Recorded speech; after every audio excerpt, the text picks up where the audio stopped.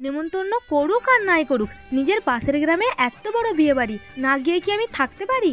Hi everyone, আজকে আবারও যাচ্ছি বিয়ে বাড়ি। আর বিয়ে বাড়িটা হচ্ছে আমাদের মনসুকার দীর্ঘ গ্রামে, খুবই সামনে, আমাদের বাড়ি থেকে খুব বেশি দূর না। তো চলো এখন যাওয়া যাক। আজকেও থাকছে আমাদের সাথে অঞ্জনদা, সমাধি আর সব বলে। তো চলো এখন বেরোনো যাক।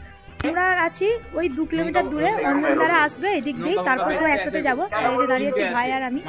5 মিনিট দাঁড়াও বলে 25 মিনিট পরে আসা ব্যক্তির মুখে হাসি দেখেছো? আজকে আবার উনি হচ্ছেন টোটোওয়ালি। উনি মনসুকা টু ঘাটাল টোটো চালাবেন বলে স্থির করেছেন বিয়ে বাড়িতে গিয়ে। এদিকে আমাদের অঞ্জনদাও টোটোতে বসে বসে রেডি হচ্ছেন। তার অভদ্রের মতো চুলগুলোকে একটু ভদ্র বানানোর চেষ্টা চলছে। এরপর আমরা সুন্দর করে এখন রাস্তা দিয়ে যাচ্ছি, আর এখান থেকেই দুদিকে লাইট দিয়ে সাজানো, বেশ ভালো লাগছিল। আর রাস্তাতেই ছিল এই সেলফি পয়েন্টটি, যেখানে অনেক কিউট কিউট সাবস্ক্রাইবার বন্ধুদের সাথে দেখা হয়ে গেল। তো তাদের সাথে কথা বলে ফটো তুলতে তুলতে আরো অনেকে এসেছিল, সকলের সাথেই কথা বলছিলাম, বেশ ভালোই লাগছিল। নিজেদের পাশাপাশি গ্রামের যখন মানুষ চিনতে পারে বেশ ভালোই লাগে। এরপর চলছে আমাদের কিভাবে কি ভিডিও করব সেই সবের প্ল্যানিং, কিন্তু মানুষের ভিড়টা অত্যাধিক হয়ে যাওয়ার কারণে প্রহরীরা কিছুতেই এই গার্ডগুলো দিয়ে রাখতে পারছিল না, কি ঠিক বলে জানি না। তারপরে অনেক করে মানুষকে দাঁড় করিয়ে আমাদের ভিডিও শুট হলো। দেন সামনেই দেখতে পেয়েছিলাম গনুদাদাকে। তারপরেই দেখলাম অনেক অরিজিনাল পায়রা রাখা আছে, ওরা একটু ভয় পাচ্ছিল, বাচ্চারা যেহেতু এসে হাত দিচ্ছিল। আর এদিকে ছিল কয়েকটা মূর্তি, এগুলো কিন্তু অরিজিনাল মানুষ এইভাবে বসে আছে।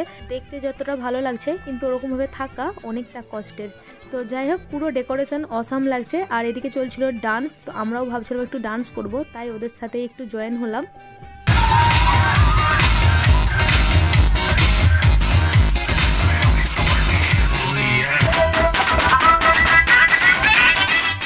এদিকে নাচতে ব্যস্ত, আর হিরো হিরোইনের এন্ট্রি শুরু হয়ে গেছে। তো দারুণ সুন্দরভাবে এন্ট্রি নিচ্ছিল।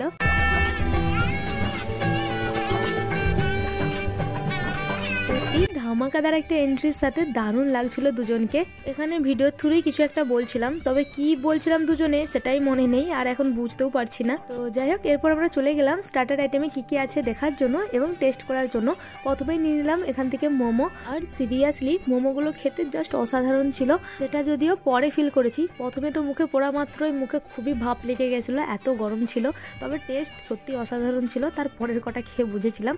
দেন এখান থেকে আমরা নিয়ে নিলাম পকোড়া, আর পকোড়াগুলো জাস্ট ইয়াম্মি ইয়াম্মি টেস্টি ছিল। এরপর ছিল এখানে পনির ফিঙ্গার, যেটা আমি খুব একটা খেতে পছন্দ করি না, তাই অঞ্জনদার কাছ থেকে একটু রিভিউ নিয়ে নিলাম। এখানে অঞ্জনদা বলল সত্যি খেতে খুবই ভালো ছিল। তো স্টার্টার আইটেম খাওয়ার পর আমরা এখন যাচ্ছিলাম মেন কোর্সের দিকে। আর এখানেই সবাই মিলে ঘিরে বলল, অঞ্জনদা এখানেও কি বিনা নিমন্ত্রণে খেতে এসেছো? তোমরা নিশ্চয়ই এতদিনে বুঝেই গেছো ভিডিও দেখে দেখে যে আমরা বিনা নিমন্ত্রণে যাই নাকি নিমন্ত্রণে যাই। তো এইদিকে ছিল আবার হুক্কা, যেটা সকলে মিলে টানছিল, কিন্তু এর যে একটা কক থাকে না মুখের কাছে, যেটা নেই। তো আমরা ওই জন্য ট্রাই করলাম না, তাই আমরা এখান থেকে একটু নিয়ে নিলাম জুস, যেটা খেয়ে আমাদের মন হয়ে গেল খুশ। দেন সবাই মিলে একটা দুটো করে ফুচকাও খেয়ে নিলাম, বেশি খাচ্ছি না কারণ এখনো খেতে হবে মেন কোর্স। সেখানে ভিড় থাকার কারণে আমরা চলে আসলাম ফায়ার পান খাওয়ার জন্য, কারণ মেন কোর্স খেয়ে উঠতে উঠতে দেখি ফায়ার পান শেষ, তাই আগেই আজকে ফায়ার পান খেয়ে নিলাম দুজনে। আমি তো পান খেতে একটু পছন্দ করি, আমার কিন্তু দুর্দান্ত লেগেছিল পানটা, কোনো রকম আমি কমেন্ট করার কোনো ভাষা খুঁজে পাচ্ছিলাম না। আজকের এই সম্পূর্ণ অনুষ্ঠানটা অর্গানাইজ করেছে কল্পতরু ইভেন্ট ম্যানেজমেন্ট, খুবই কম বাজেটের মধ্যে। তোমরা যদি তোমাদের স্পেশাল দিনটাকে আরো সুন্দর করে তুলতে চাও, তাহলে বুক করে নিতে পারো কল্পতরু ইভেন্ট ম্যানেজমেন্টকে। এবার আমরা মেন কোর্সে চলে এসেছি, আর এখানে অনেক কিছু ছিল, যেটা তোমরা মেনু কার্ডটা সামনে দেখতেই পাচ্ছ। আমার এখানের প্রত্যেকটা খাবারই দারুণ টেস্টি লেগেছে। সব থেকে যেটা ভালো লেগেছে চিংড়ি মাছটা আর পাতুরি। চলো প্রথমেই পাতুরির কথা বলি। অসাধারণ যদি টেস্ট বলতে হয় এই পাতুরির, একদম গরম গরম সরষের ঘ্রাণ পাচ্ছি, সাথে একটা কাঁচা লঙ্কা। অন্যান্য জায়গায় আগে ভাত দেয় তারপরে পাতুরি, এখানে আগে পাতুরি তারপর ভাত। আর আমি তো ভাতের জন্যই বসেছিলাম, কারণ আজকে পাতুরি দিয়ে ভাত খাবো বলে। অসাধারণ লাগছিল। তারপরে এখানে চলে এসেছে বড় বড় চিংড়ি মাছ। আগে তো চিংড়ি মাছ একদম পছন্দ করতাম না, আর এখন মাছের মধ্যে চিংড়ি মাছ আর রুই মাছ আমার খুব ফেভারিট। তবুও চিংড়ি মাছটা খুব বেশি খাই না, যেহেতু আমার অ্যালার্জি রয়েছে। আর এদিকে আমাদের সমাধি খাচ্ছিল মাটন। আমি যেহেতু চিংড়ি মাছ খেয়েছিলাম, তাই আর মাটনটা টেস্ট করলাম না। এখানে নিয়ে নিলাম চিকেন। চিকেনটা দেখতেই এরকম লাগছে, কিন্তু খেতে দুর্দান্ত লাগছিল। এরপর একটা দারুণ সুন্দর মিষ্টি খেলাম, দেখতেই কি সুন্দর লাগছে, আর খেতেও বেশ ভালো ছিল। আমাদের সমাধি তো অনেক মিষ্টি খেতে পছন্দ করে, আরও সেরকমই খুবই মিষ্টি একটি মেয়ে। এরপর আরও এক ধরনের মিষ্টি ছিল, যেটা আমরা নিইনি, কিন্তু শেষে আবার আমাদেরকে দিয়ে গেছে। আর এখন দিল আমাদেরকে দই। হ্যাঁ, আমিও প্রথমে তোমাদের মতোই ভাবছিলাম যে এটা হয়তো আইসক্রিম, কিন্তু না, দেখলাম দই। তো ওখানেই ভালো করে হাতটা ধুয়ে আর এখন দই খুলে খাবো। আর দইটা দেখেই দেখো কত ভালো লাগছে, খেতেও কিন্তু খুবই টেস্টি ছিল। তাই আমি দেখছিলাম যে এটা কোন কোম্পানির দই। খাওয়া দাওয়া খাওয়া শেষে এখানে সমাধি ভিক্ষা করতে বসেছে। আরে না না, ভিডিওর থ্রু বসে কিছু কথা বলছিল।